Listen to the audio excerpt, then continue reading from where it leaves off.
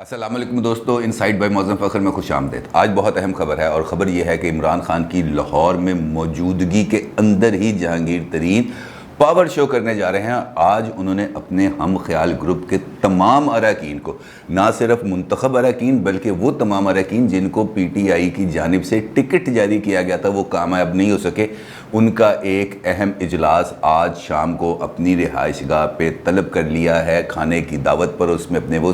سیاسی مستقبل کے حوالے سے بھی ڈیفینیٹلی گفتگو کریں گے اور اپنے اوپر جو اس وقت میڈیا پر اور باقی جگہوں پر ان کا جو ٹرائل کیا جا رہا ہے، جس طریقے سے مقدموں کے حوالے سے بات چیت ہو رہی ہے، اس پہ بھی یقینی طور پر تبادلہ خیال کرے گا۔ لیکن اس میٹنگ کی، یہ جو آج انہوں نے میٹنگ کی ہے، یہ دو لحاظ سے بہت امپورٹنٹ ہے۔ پہلی بات تو یہ ہے کہ عمران خان آج لاہور میں موجود ہیں اور انہوں نے ایک تقریب سے بھی خطاب کیا، اور اس تقریب کے اندر انہوں نے بالواسطہ طور پر جہانگیر ترین کو یہ بات سنائی کہ قانون سب کے لیے برابر ہے اور آپ قانون سے بالادست نہیں ہیں، ہمیں قانون کو ہمیں اس کو بالادستی کا احترام کرنا چاہیے۔ یعنی کہ انہوں نے بھی ڈھکے چھپے الفاظ میں جہانگیر ترین کو اس بات سے آگاہ کر دیا کہ آپ کے ساتھ کسی قسم کی کوئی بھی رعایت نہیں کی جائے گی۔ اور دوسری امپورٹنس اس ملاقات کی یہ ہے کہ کل جہانگیر ترین نے ایک اور مقدمے کے لیے پیش ہونا ہے اپنی بیل بیفور اریسٹ کے کنفرمیشن کے لیے بینکنگ کورٹ کے اندر، اور وہ یہ چاہتے ہیں کہ اس مرتبہ ان کا جو پاور شو ہے وہ ماضی کی نسبت ذرا زیادہ ہی تگڑا ہو جائے، تاکہ وہ جو رہی صحیح سکون کا سانس ہے اس حکومت کا وہ بھی وہ تہو بالا کر دیں۔ لیکن دیکھنا یہ ہے کہ آج وہ کیا کر سکتے ہیں۔ لیکن عمران خان کے لیے کچھ زیادہ اچھی خبریں اس حوالے سے نہیں ہیں کہ جو پولیٹیکل ٹرموائل اس وقت وہ فیس کر رہے ہیں، جو اس وقت پولیٹیکل بحران ان کے سامنے آ گیا، یہ ان کی پولیٹیکل ہسٹری کا ایک ایسا بحران ہے جہاں پر ان کو قابو پانا اور وہاں سے آگے بڑھنا ان کے لیے بڑا مشکل ہے۔ کیونکہ آج ہی اسپیشل برانچ نے ایک رپورٹ پیش کی ہے حکام کو، بڑی یہ کانفیڈینشیل رپورٹ ہے، اور اس رپورٹ میں یہ کہا گیا ہے کہ 53 ارکان اسمبلی ایسے ہیں جو اس وقت جہانگیر ترین کے کیمپ میں موجود ہیں، ان کے ساتھ ملاقاتیں کر رہے ہیں، ان کے ساتھ رابطوں میں ہیں، اور یہ کسی بھی وقت حکومت کے لیے خطرہ بن سکتے ہیں۔ اور 53 ارکان کا جہانگیر ترین کے کیمپ میں ہونے کا مطلب یہ ہے کہ وفاق اور صوبہ پنجاب کی جو حکومت ہے، یہ دونوں بہت ہی زیادہ خطرے میں ہیں۔ اور اگر جہانگیر ترین کسی بھی قسم کے ایڈونچر کا فیصلہ کر لیتے ہیں، کسی بھی قسم کے پولیٹیکل ایڈونچر کا فیصلہ ابھی تک تو انہوں نے نہیں کیا، وہ آفیشیلی اور آن ریکارڈ ان کا جو کہنا ہے وہ یہی ہے کہ میں آخری سانس تک اور کوشش کروں گا کہ معاملات کو پوائنٹ آف نو ریٹرن تک نہ لے کے جاؤں۔ لیکن جو ذرائع ہیں وہ یہ بتا رہے ہیں کہ وہ کسی بھی قسم کا فیصلہ لینے کی پوزیشن میں ہیں، کیونکہ ان کے لیے اس وقت بے شمار پولیٹیکل آپشنز اویلیبل ہیں، وہ کسی بھی پولیٹیکل آپشن کی طرف جا سکتے ہیں، اور زیادہ امکان یہ ہے کہ وہ پیپلز پارٹی کی طرف جائیں گے۔ خیر، لاہور کے اندر موجودگی اور جہانگیر ترین کی موجودگی، 53 ارکان کی بارے میں رپورٹ، اس کا مطلب یہ ہے کہ یہ عمران خان کے لیے ایک بہت ہی بڑا ڈراؤنا خواب ہے۔ اور لاہور میں ان کی موجودگی کے اندر ہی یہ اراکین اسمبلی، جس میں صوبائی وزیر، آپ کو معلوم ہے کہ پچھلی مرتبہ بھی جب جہانگیر ترین اپنی پیشی میں گئے تھے تو صوبائی وزیر، صوبائی مشیر، M N As, 3 M N As اور 12 ایم پی ایز وہاں پر موجود تھے۔ تو اس کا مطلب یہ ہے کہ ایک سگنیفیکنٹ اسٹرینتھ انہوں نے شو کر دی تھی، اور وہ اس وقت شو کی تھی جب انہوں نے کسی کو بلایا نہیں تھا، جو لوگ خود بخود آ گئے تھے ان کو لے کے وہ چلے گئے تھے بقول ان کے۔ لیکن اب تو وہ بلا رہے ہیں۔ آج رات کھانے کی دعوت کی ہوئی ہے انہوں نے اپنی رہائش گاہ پر، اور وہاں پر انہوں نے بلا لیا ہے اراکین قومی اسمبلی کو، اراکین صوبائی اسمبلی کو، اور اس کے ساتھ ساتھ ٹکٹ ہولڈرز کو۔ اس کا مطلب ہے کہ آج یہاں پر ایک گہما گہمی کی ایک پولیٹیکل ماحول بننے والا ہے، اور ماحول کی جو ٹائمنگ ہے وہ بڑی امپورٹنٹ ہے، کیونکہ عمران خان بھی لاہور میں موجود ہیں۔ اب عمران خان کے پاس کیا آپشنز باقی رہ جاتے ہیں، یہ بڑا امپورٹنٹ سوال ہے، کیونکہ جس قسم کی اس وقت پولیٹیکل صورتحال ہے، اس میں عمران خان کو اب کم از کم اپوزیشن سے اتنا خطرہ ہو نہ ہو، کیونکہ اب اپوزیشن نے اپنا وزن ڈالنا ہے کسی نہ کسی طرف۔ ان کو اتنا خطرہ یہ نہیں ہے کہ اپوزیشن کو احتجاج کر کے، لانگ مارچ کر کے، استعفے دے کے، دھرنے دے کے میرے لیے کوئی سیاسی بحران پیدا کر سکتے۔ عمران خان کے لیے اب خطرہ ہے پی ٹی آئی، اور پی ٹی آئی کے اندر بننے والے گروپس، اور پی ٹی آئی کے اندر گورننس کے حوالے سے ابھرنے والے تحفظات، جس کا کل دستی صاحب نے، جو مشیر ہیں وزیر اعلیٰ پنجاب کے عبدالحمید دستی صاحب، انہوں نے بھی اس بات کا برملا اظہار کیا تھا۔ بلکہ آج پی ٹی آئی کے ایک سینئر رکن اسمبلی ہیں اسحاق اقوانی صاحب، ان کی جانب سے بھی بڑے شدید قسم کا اس بارے میں تاثر آیا گورننس کے حوالے سے۔ تو وہ عمران خان کے لیے پی ٹی آئی کے اس داخلی انتشار کو روکنا اور اپنے آپ کو مضبوط ہونے کا تاثر دینا بہت زیادہ مشکل اور کٹھن مرحلہ ہے، اور یہاں سے وہ آگے گزریں گے تو پھر ان کے لیے کسی بچت کا پہلو ہے، ادروائز مجھے ان کی بچت کا پہلو کسی بھی حوالے سے نظر نہیں آ سکتا۔ لہٰذا یہ کہنا بالکل بھی غلط نہیں ہوگا کہ اپنی پولیٹیکل تاریخ کے اندر پہلی مرتبہ عمران خان ہاٹ واٹرز میں آ چکے ہیں، اور اب ان کے پاس، جس طرح طارق عزیز مرحوم نیلام گھر میں کہا کرتے تھے نا، اب آپ کے پاس غلطی کی گنجائش نہیں ہے، تو اب یقینی طور پر عمران خان کے پاس بھی غلطی کی گنجائش نہیں ہے، کیونکہ ذرا سی چوک، ذرا سی غلطی، ذرا سی لاپرواہی اور ذرا سا تکبر ان کے لیے بہت بھاری پڑ سکتا ہے۔ اسی لیے اب حکومتی زوما نے بھی شوگر سکینڈل کے بارے میں ذرا تھوڑا سا بیلنس کرنے کی کوشش کی ہے۔ اگرچہ جہانگیر ترین کے خلاف اس وقت جو ایف آئی آرز ہیں وہ شوگر کے حوالے سے اتنی زیادہ نہیں ہیں، ان کے اوپر جو سنگین الزام ہے وہ 3 ارب روپے کی منی لانڈرنگ کا الزام ہے، اور نہ صرف یہ الزام ہے بلکہ ان کے تقریباً کوئی 19 کے قریب بینک اکاؤنٹس ان کے صاحبزادے کے اور ان کی اہلیہ کے بینک اکاؤنٹس کو بھی ایف آئی اے کی درخواست پر منجمد کر دیا گیا، فریز کر دیا گیا، یعنی کہ اب جہانگیر ترین اپنے اکاؤنٹ سے کسی قسم کی کوئی ٹرانزیکشن نہیں کر سکتے، اور یہ ان کے لیے ایک بہت ہی زیادہ تشویشناک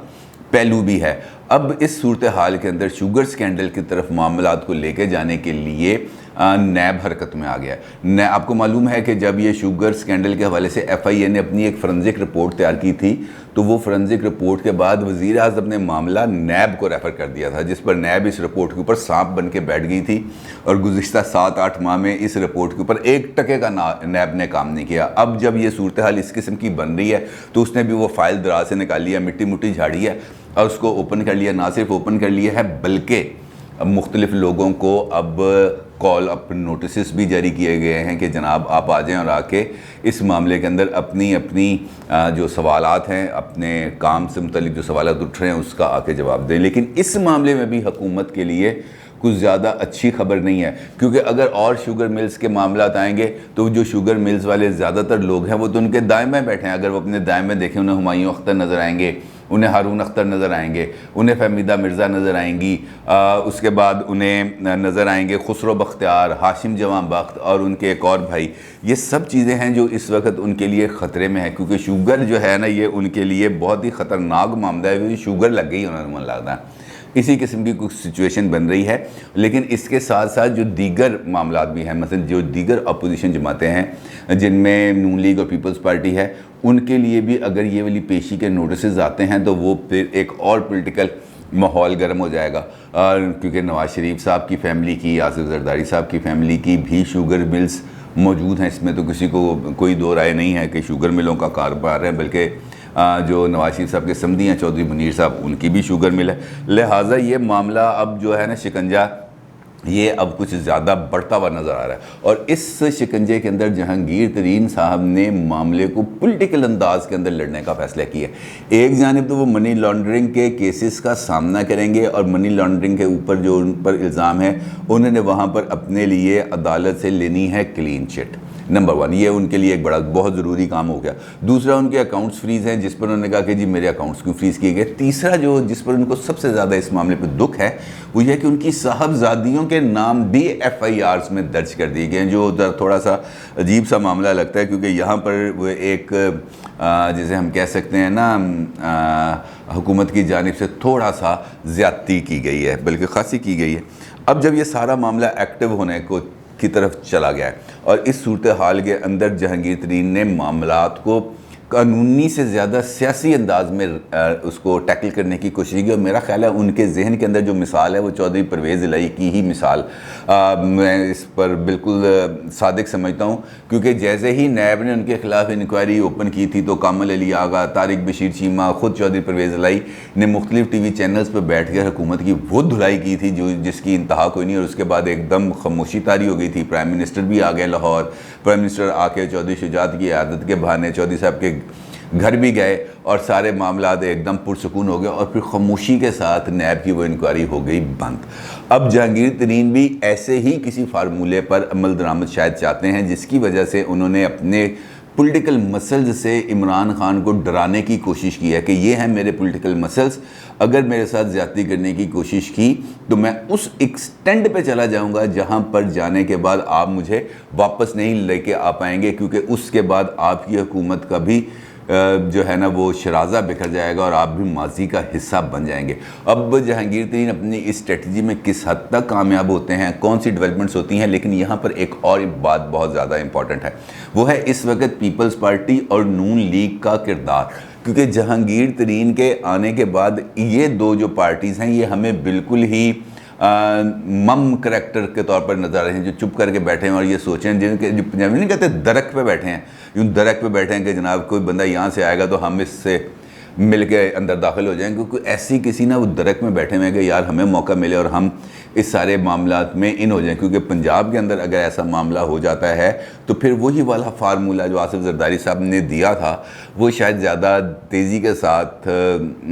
एप्लीकेबल हो जाए पंजाब में तब्दीली का। लेकिन ये तमाम डिपेंड्स करता है कि इमरान खान किस हद तक लचक का मुजाहरा करते हैं, किस हद तक अपने असूलों को कुर्बान करते हैं, किस हद तक जहांगीर तरीन से दबते हैं या वो उठ के खड़े होते हैं। जिस तरह उन्होंने कल इस बात का अपने साथियों के साथ इस बात का इशारा दिया था कि मैं झुकूंगा नहीं, मैं डरूंगा नहीं, और अगर ऐसा कोई वक्त आया जहांगीर तरीन और उनके साथी खुल के जो कल आना है सामने वो आज आ जाएँ, मुझे अपोजिशन में बैठना पड़ा मैं अपोजिशन में बैठ जाऊँगा, अदरवाइज़ मैं असम्बलियाँ तहलील कर दूँगा। ये उन्होंने कल एक पैगाम रसां को इसका जवाब इस तरीके से दिया था, मैंने आपको बताया था। लिहाजा इस वक्त बजट के बाद, ख़ास तौर पर ये रमज़ान और बजट के बाद, मुझे ये लग रहा है कि किसी किस्म की कोई फ़ैसला कुन जंग होने जा रही है। और फ़ैसला कुन जंग का क्या नतीजा निकलेगा ये तो आपको मालूम है, क्योंकि जो गवर्नेंस के हालात हैं इस वक्त गवर्नमेंट के, क्योंकि कल मुझे एक और बात याद आ गई, कल हमने देखा NA-49 की इलेक्शन कैंपेन चल रही है। आपको मालूम है कि वहाँ पर कराची के अंदर इलेक्शंस हो रहे हैं, तो शमीम नकवी साहब जो PTI के वहाँ पे लीडर हैं, जब वो वहाँ पर अपने उम्मीदवार की हिमायत के लिए गए तो वहाँ पर मौजूद लोगों ने जो सोशल मीडिया पर वीडियो वायरल है, वहाँ पर उनके साथ ना सिर्फ बड़ा सख्त सवालात की ये बुरा भला कहा बल्कि धक्के भी मारे। और ये वो टेम्परेचर है इस वक्त जो आपको एक हलके के अंदर हमें नज़र आ रहा है कि इस किस्म की सिचुएशन मौजूद है। अगरचे उस हलके के अंदर हमने नून लीग के भी मुफ्ता इस्माइल के बारे में भी देखा कि वो एक किसी बंदे के सवाल पर बरहम भी हुए और उन्होंने उसके साथ भी नाजेबा इस्तेमाल की। दोनों मामलात बड़े परेशान कुन है, क्योंकि अगर हमारा पॉलिटिकल सिस्टम इसी तरीके से जहर आलूद होता रहा तो कोई भी इलेक्शन, आइंदा जो भी इलेक्शन होंगे वो बड़े खूनी भी होंगे और बहुत ज़्यादा तशद्दुद भरे होंगे, जो किसी भी सूरत में इस मुल्क के लिए इन हालात के अंदर फ़ायदेमंद नहीं हो सकते। लिहाजा जहांगीर तरीन के आज का इजलास, जो स्पेशल ब्रांच की रिपोर्ट और इमरान खान की लाहौर में मौजूदगी के अंदर इजलास बहुत इंपॉर्टेंट है। और अब देखना यह है कि लाहौर के अंदर बैठ के इमरान खान साहब इसका क्या तोड़ करते हैं, क्योंकि ये अब उनके एक पॉलिटिकल बसीरत का एक बहुत बड़ा इम्तहान है। रिजवान मोहम्मद अब्बासी साहब, सवाल है उनका कि पीपल्स पार्टी को पंजाब में सियासत करना है, क्या तरीन साहब उन्हें मतलूबा सहूलत फराहम कर सकते हैं? मेरा ख्याल है कि पीपल्स पार्टी तो इससे ज़्यादा बढ़कर और क्या खुश हो सकती है कि उसको पंजाब के अंदर किसी भी जगह पर पाँव जमाने का मौका मिल जाए। और अगर जहांगीर तरीन अपने पूरे ग्रुप के साथ पीपल्स पार्टी में शामिल होते हैं, क्योंकि वो तमाम के तमाम इलेक्टेबल्स हैं, तो पीपल्स पार्टी की तो लॉटरी निकल आएगी। लेकिन ये सूरत हाल नून लीग के लिए किसी भी सूरत काबिल कबूल नहीं होगी, क्योंकि पंजाब के अंदर किसी भी किस्म की तब्दीली के लिए आपको नून लीग को ऑन बोर्ड लेना पड़ेगा। पीपल्स पार्टी की 10 सीटों के साथ कोई तब्दीली नहीं आ सकती। हाँ, पीपल्स पार्टी उसके अंदर हिस्सेदार बन सकती है कि मेरा भी हिस्सा पालो, लेकिन इसके अलावा उनके पास कुछ नहीं है। हाँ, अगर ऐसी कोई डेवलपमेंट हो जाती है तो फिर उसके बाद पीपल्स पार्टी के वेट में इजाफा होने का